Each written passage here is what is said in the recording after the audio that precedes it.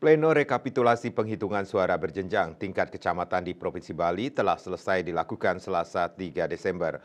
Pleno rekapitulasi penghitungan suara hasil Pilkada 2024 dilanjutkan di tingkat KPU Kabupaten Kota hingga 7 Desember 2024. Namun dalam proses pleno rekapitulasi penghitungan suara, sejumlah laporan pelanggaran Pilkada diterima KPU Bali.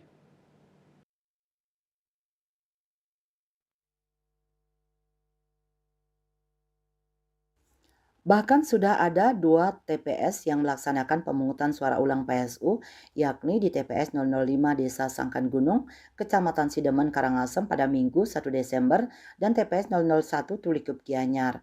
Komisioner KPU Bali, IGD John Darmawan mengatakan bahwa TPS yang melaksanakan PSU adalah TPS yang ditemukan ada pelanggaran dalam pelaksanaan pencoblosan pada 27 November 2024 lalu, sehingga atas rekomendasi Bawaslu setempat harus dilakukan PSU. Dikatakan tidak ada batasan waktu untuk PSU dilakukan pada Pilkada 2024 ini sepanjang pleno rekapitulasi penghitungan suara berjenjang masih berlangsung di Bali. Baik pleno di tingkat kecamatan, kabupaten, kota maupun tingkat provinsi, sehingga ketika masih ada dugaan pelanggaran yang terjadi di TPS tertentu bisa dilaporkan. Namun demikian, pelaporan dugaan pelanggaran Pilkada Bali 2024 tidak bisa dilakukan jika tahapan rekapitulasi berjenjang sudah selesai dan sudah ada putusan Mahkamah Konstitusi (MK).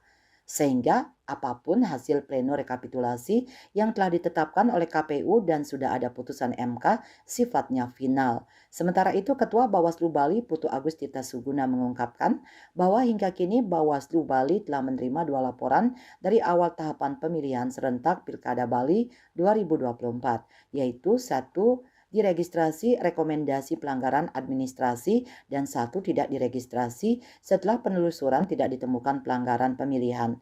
Namun panitia pengawas di tingkat kecamatan, Panwascam, dan Bawaslu Kabupaten Kota telah menerima beberapa laporan, termasuk pelanggaran pilkada yang telah dilakukan PSU di Karangasem dan Gianyar. Diungkapkan bahwa Bawaslu Bali sudah melakukan kajian terkait dengan mekanisme dan prosedur pelaksanaan pemungutan dan penghitungan suara di TPS. Bahkan jajarannya yang di Panwascam telah merekomendasikan ke KPU Kabupaten Kota terkait dugaan pelanggaran yang terjadi. Apakah ditindaklanjuti atau ada mekanisme lain yang dilakukan oleh KPU Kabupaten Kota.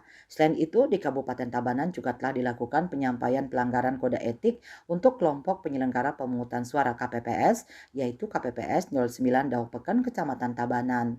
Winata Bali Pos melaporkan.